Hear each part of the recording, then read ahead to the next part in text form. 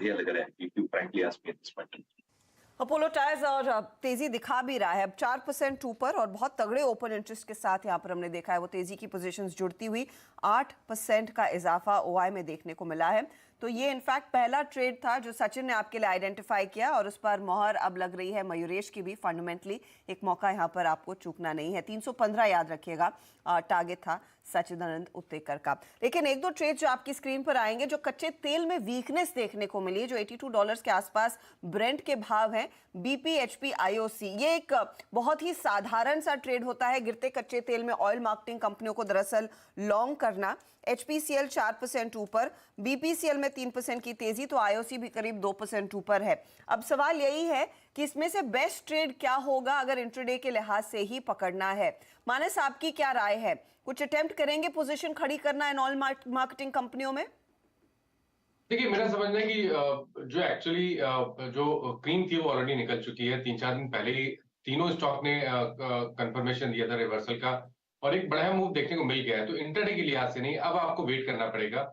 I think सबसे बेहतरीन अगर हम बात करें तो आईओसी पे ही ध्यान देना चाहिए। आईओसी अपने 200 मूविंग एवरेज के ऊपर ट्रेड कर रहा है, लेकिन करंट लेवल पे खरीदारी नहीं करेंगे। जब गिरावट देखने को मिले तो 74 एक बेहतर लेवल है जहां पर आप खरीदारी करिए 72 रुपीज के स्टॉप लॉस के साथ, और तब आप एक पोजीशन टारगेट 78-79 के सेट कर सकते हैं। ओके, देखिए क्या ज़बरदस्त मार्केट इस समय। एक अक्सर इसे बोलते हैं फुल टॉस। मतलब एक सुबह एक बहुत हमारा एक सिंपल व्यू होता है, जहाँ खुले वहाँ बाय करिए।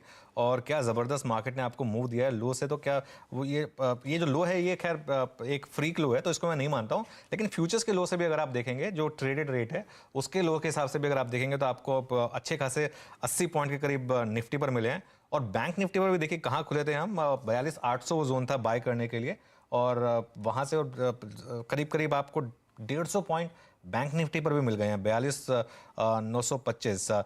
तो एक मार्केट में एक रॉकेट साइंस नहीं होती, कई बार आपको सिर्फ एक जो मार्केट कह रहा है उसको ऑब्जर्व करना होता है। और एक और चीज़ है, अगर आपने वो ट्रेड ले ली उसके बाद आपका पूरा दिन बन गया, अब आपको और कुछ करने की जरूरत नहीं है। अब आप अपने शौक पूरे करिए। ट्रेडर्स के लिए एक ये बहुत बड़ी एडवांटेज होती है कि उनको 9 to 5 कंपल्सिव ट्रेडिंग, मतलब कंपल्सिव नहीं है कि आप काम ही करें। आपको अगर पहली बड़ी ट्रेड मिल गई है, पहले फुल टॉस पे आपने 6 लगा दिया है, तो बाकी दिन डिफेंड करिए और उसके बाद आखिर में दूसरी फुल टॉस का वेट करिए। और उसका मौका भी मिलेगा, जिस तरह के साइंस हमने हाल ही में मार्केट में देखे हैं। आप देखिए जो कंट्रीब्यूटर्स है उसमें ICICI, Kotak Mahindra bank, bank of Baroda, Nifty bank को ऊपर खींच रहे हैं। अब सिर्फ 70 पॉइंट की गिरावट रह गई और हमने प्री ओपन में क्या देखा था, करीब 200 पॉइंट नीचे था वो इंडेक्स। और निफ्टी में रिलायंस इंडस्ट्रीज की एक बहुत बड़ी भूमिका रही है इस मूव को और बांधने में और मार्केट को और सपोर्ट देने में। तो आरआईएल एक बार फिर आपकी स्क्रीन पर लेकर आते हैं और राजेश सातपुते इस बीच कुछ जोड़ना चाह रहे हैं। राजेश जी बताइए। हर्षदा जी, देखिए हमने फ्राइडे के सत्र में टाटा मोटर्स का जिक्र किया था। उस दिन कुछ न्यूज आया, उसके बाद थोड़ी वोलेटिलिटी भी देखी हमने, लेकिन स्टॉप लॉस नहीं हिट हुआ। तो यहाँ पे टाटा मोटर्स में एक फिर से लग जाता है कि ये जो सिमेट्रिकल ट्रायंगल ब्रेकआउट हमने परसों देखा था फ्राइडे, वो कंफर्म होता है। तो at present it is at 442, हमने जो इनिशिएट किया था 435 के आसपास। तो यहाँ पे लॉन्ग साइड की पोजीशन बनाए, फिर से अगर फ्रेश करना है तो स्टॉप लॉस वही होगा 435 का, नया स्टॉप लॉस देता हूँ। और जो टारगेट हमने आइडेंटिफाई किया था इनिशियली 450 का, उसको भी थोड़ा मैं अपडेट करूंगा। मेरे हिसाब से ये अभी 460, 465 का टारगेट